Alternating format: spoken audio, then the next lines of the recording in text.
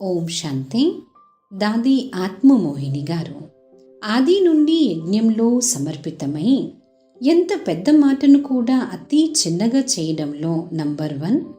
క్రమశిక్షణలో చాలా పక్కాగా ఉండేవారు. విశేషంగా పాలన ఇచ్చేటువంటి సంస్కారము గల అందరికీ ప్రియమైన అతీతమైన దాదిగారు. రండి, ఈరోజు ఇటువంటి విశేషత సంపన్నమైన యజ్ఞం యొక్క ఆదిరత్నము మనందరి స్నేహి దాది ఆత్మమోహిని గారి జీవితం యొక్క కొన్ని అవిస్మరణీయ మరియు ప్రేరణాస్పద విషయాలను విందామా? ఆత్మమోహిని దాది గారి జన్మ 1923 సంవత్సరంలో హైదరాబాద్ సింధ్ యొక్క చాలా పేరుగాంచిన పరివారంలో జరిగింది. దాది లౌకిక పేరు హన్సీ మిల్వానీ. పుష్పశాంత దాది గారికి లౌకిక చెల్లాయి అవుతారు. యజ్ఞ స్థాపన జరిగినప్పుడే ఆవిడ 13 సంవత్సరాల వయసులో ఉన్నప్పుడే సమర్పితమయ్యారు. సంపూర్ణ జీవితము బ్రహ్మచర్య వ్రతాన్ని పాటించి సదా ఈశ్వరీయ సేవలో నిమగ్నులై ఉండేవారు. భారతదేశంలో అనేక స్థానాలలో సేవలు చేసి కొద్ది సమయము కాన్పూర్లో కూడా సేవలు అందించారు. ఎప్పుడైతే పుష్పశాంత దాది గారికి అంటే ఆత్మమోహిని దాది గారి లౌకిక అక్కయ్య గారికి వారి లౌకిక సంబంధికులు బాంబే కులాబా సెంటర్ తెరిచి ఇచ్చారో అప్పుడు బాబా శ్రీమతం అనుసారంగా ఆత్మమోహిని దాది కూడా పుష్పశాంత దాదితో పాటు కులాబా సెంటర్లోనే సేవలలో సహయోగం చేశారు. కులాబాలో సెంటర్ తెరిచినప్పుడు సేవ కొరకు హ్యాండ్స్ కావాలని పుష్పశాంత దాది బ్రహ్మ బాబాను అడిగినప్పుడు బాబా అన్నారు, మీ లౌకికం వాళ్ళు సెంటర్ తెరిచి ఇస్తున్నారు కనుక మీతో పాటు సేవా సహయోగి కూడా లౌకికం వాళ్ళే ఉండాలి. అందుకే మీ లౌకిక చెల్లి అనగా ఆత్మమోహిని దాదిని పెట్టుకోవాలి అని అన్నారు. అప్పుడే లౌకికం వాళ్ళు కూడా సంతోషిస్తారు. మేము చేసిన సహయోగము సఫలమైందని వాళ్ళు అనుకుంటారు అని బ్రహ్మబాబా అన్నారు. పుష్పశాంత దాది దేహాన్ని చాలించాక ఆత్మమోహిని దాదిని కులాబా సెంటర్ని సంభాళించారు. మీరు చాలా నిర్మాణ చిత్తులుగా శాంత స్వభావులుగా ఉండేవారు. దాది చాలా సింపుల్గా ఉండేవారు. ఎంత పెద్ద విషయమైనా దాది చిన్నగా చేయడంలో నంబర్ 1 ఉండేవారు.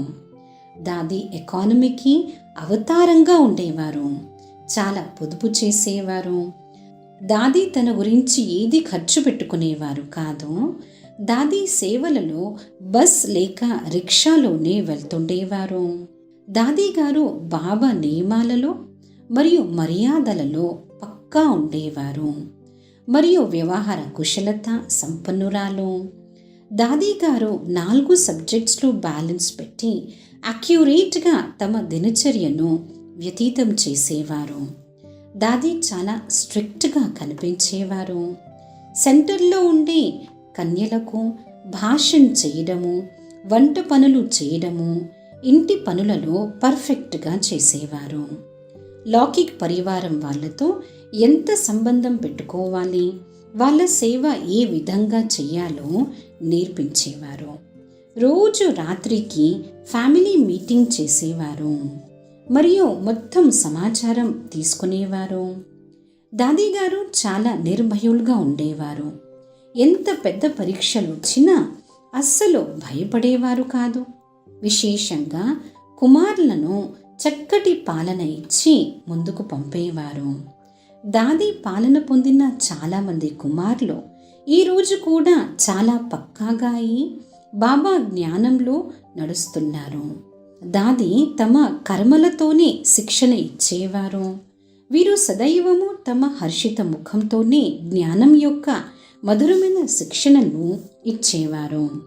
దాది గారి ఆత్మిక దృష్టి, పవిత్రమైన స్నేహము, బాబా పట్ల దాదికి ఉన్న ప్రేమను చూసి ఎంతోమంది ఆత్మలకు బాబా సమానంగా ఈ ప్రేరణ దొరికేది. ఎప్పుడూ కూడా బాబా యజ్ఞం పట్ల అనంతమైన భావన ఉండేది. దాదీకి బాగా సేవ చేయాలని ఆలోచన ఉండేది. దాదీ గారు అంతిమ సమయంలో హార్ట్లో ఇబ్బంది అయిన కారణంగా కొద్ది సమయము అనారోగ్యంగా ఉండేవారు. వీరికి ల్యూకోమియా అయినుండే. శరీరము అనారోగ్యంగా ఉన్నా తమరి మానసిక స్థితి మాత్రం చాలా అతీతంగా, అందరికీ ప్రియంగా, ఉపరామంగా ఉండేవారు. దాదీ గారిని ఎవ్వరు కలిసినా దాదీ చాలా తేలిగ్గా ఉన్నారనిపించింది.